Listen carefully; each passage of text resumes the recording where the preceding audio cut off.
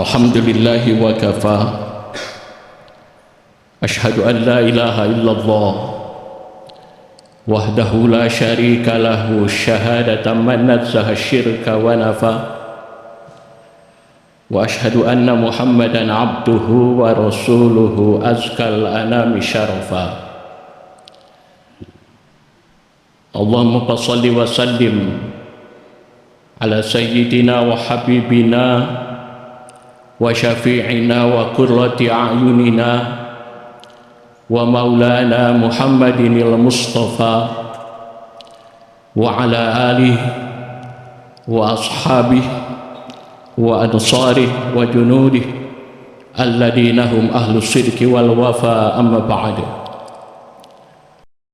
Tidak ada ungkapan yang paling layak selain ucapan puji dan syukur kita kehadirat Allah yang pada siang hari ini kembali mempertemukan kita untuk rukuk bersama, sujud bersama, salat bersama, guna memenuhi panggilan Allah Subhanahu wa ta'ala.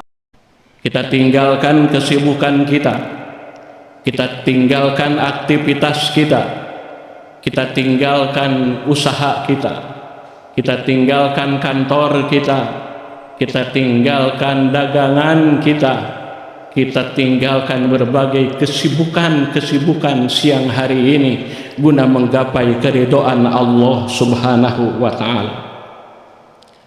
Hadirin rahimakumullah, Imam Ali, khalifah yang keempat dari Khulafaur Rasyidin, Sayyidina Ali karramallahu wajhah,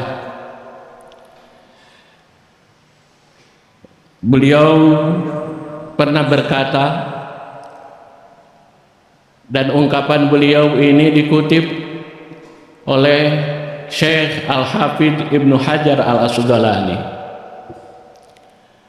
dikutip juga oleh ulama Nusantara, oleh ulama kita, oleh ulama Banten, yakni Syekh Nawawi di dalam kitabnya Nasaihul Ibad, di mana Sayyidina Ali karramallahu wajhah berkata, kata Ali, wa inna minasyugli yakfika at-ta'atu syuglan, dan dari berbagai kesibukan kita di alam fana ini, karena kita tidak pernah terlepas dari kesibukan sampai kubur ada di hadapan kita. Bahkan kadang kesibukan kita melalaikan dan melupakan pada perintah-perintah Allah yang harus kita lakukan. Alhaakum at-takatsur hatta zurtum al-maghabir. Alhaakum at-takatsur hatta zurtumul maghabir. Kata Sayyidina Ali karramallahu wajhah, dari berbagai kesibukan kita, maka cukuplah bagi kita kesibukan itu disibukkan dengan taat. Taat dalam arti taat di dalam Islam, al-inqiyadu li jami'i ma akhbara bihin nabiyyu sallallahu alaihi wasallam. Kita mendengar dan mengimplementasikan dalam kehidupan kita sehari-hari apa yang didakwahkan Rasul, apa yang diajarkan Rasul kepada kita tentang Islam. Dan Islam yang paling baik, satu ketika Rasulullah sallallahu alaihi wasallam pernah ditanya, ayyul Islam khair ya Rasulullah, Islam yang bagaimana yang paling bagus ya Rasulullah? Maka Rasulullah menjawab, Islam yang paling baik adalah atqahum lillah, Islam yang paling bertakwa pada Allah Subhanahu wa ta'ala. Takwa memiliki ruang lingkup yang sangat luas. Takwa bukan berarti kita hanya berada di sajadah kita. Takwa bukan berarti kita hanya berada di masjid kita. Takwa bukan berarti di tempat sujud kita. Tapi Takwa memiliki ruang lingkup yang sangat luas, dan hendaknya kita berada di dalam Islam, Islam yang komprehensif, Islam yang parsial, tidak Islam yang separuh-separuh. Majelis Ulama Indonesia mengangkat Islam ini dengan Islam wasatiyah, Islam yang moderat, Islam yang tidak yaminan, tidak shimalan, tidak ngiri, tidak nganan, bukan liberal dan bukan juga radikal. Hadirin yang dimuliakan oleh Allah Subhanahu wa taala. Oleh karena itu dalam hidup ini mari kita sibukkan dengan takwa, mari kita sibukkan dengan taat, karena kata Sayyidina Ali karramallahu wajhah, inna minasyugli yakfika at-ta'atu syuglan. Dari berbagai kesibukan kalian tidak ada yang lebih baik dan mencukupkan kepada kita terkecuali taat pada Allah Subhanahu wa taala.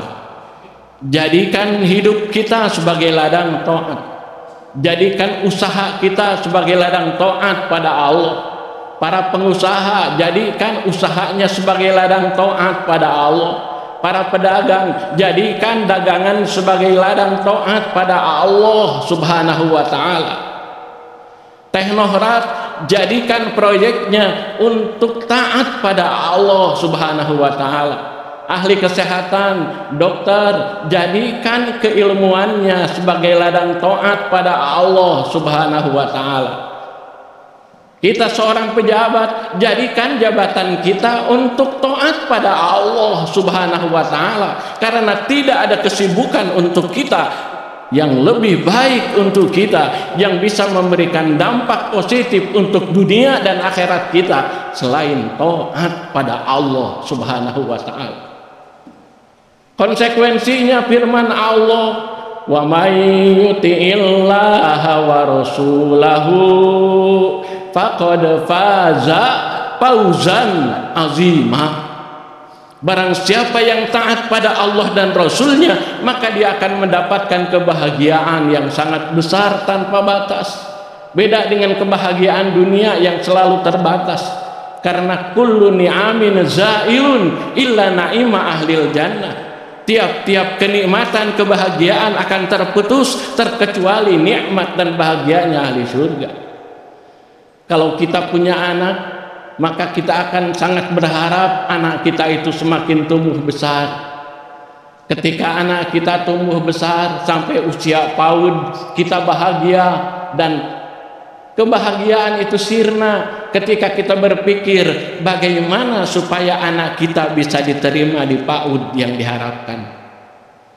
Setelah di PAUD diterima sampai jenjang PAUD-nya selesai, kita bahagia. Tapi kebahagiaan itu sirna ketika kita melihat harus memulai kembali anak kita agar diterima di sekolah dasar. 6 tahun berlalu, bahagia lagi kita karena anak kita sudah lulus di sekolah dasar. Maka kebahagiaan itu juga selesai ketika kita harus berpikir lagi bagaimana supaya anak kita bisa masuk di kelas 7, 8, 9. Lulus di tingkat sekolah menengah pertama, kebahagiaan itu berhenti dan berpikir lagi bagaimana supaya anak kita bisa diterima di kelas 10, 11, 12. Selesai pendidikan menengah, maka kita sebagai orang tua berpikir bagaimana caranya anak kita supaya mengkuliahkan anak kita. Sampai wisuda, kita sangat bahagia. Kebahagiaan itu tidaklah lama, tapi berpikir bagaimana supaya anak kita bisa mendapatkan pekerjaan. Terus terputus ada lagi, terputus ada lagi. Bagaimana anak kita supaya bisa menikah? Dan seterusnya dan seterusnya. Hadirin kaum muslimin yang dimuliakan oleh Allah Rabbul Alamin. Oleh karena itu raihlah kemenangan ini, raihlah kesibukan ini dengan kesibukan yang terdapat di dalamnya ketaatan pada Allah Subhanahu wa taala. Jadikan semua aktivitas dan kesibukan kita sebagai taat pada Allah Subhanahu wa taala. Insya Allah walaupun amalnya amal dunia akan menjadi amal akhirat. Bahkan Allah Subhanahu wa taala firmankan di dalam ayat lainnya seperti apa yang saya bacakan di dalam ayat pertama, barang siapa yang taat pada Allah, taat pada Rasul, kemudian takut pada Allah dan Rasulnya, kembali Allah menegaskan faulaika humul faizun, dia adalah orang-orang yang akan mendapatkan kebahagiaan bagi orang-orang yang beriman, aman dari berbagai petaka dunia, aman dari berbagai petaka akhirat.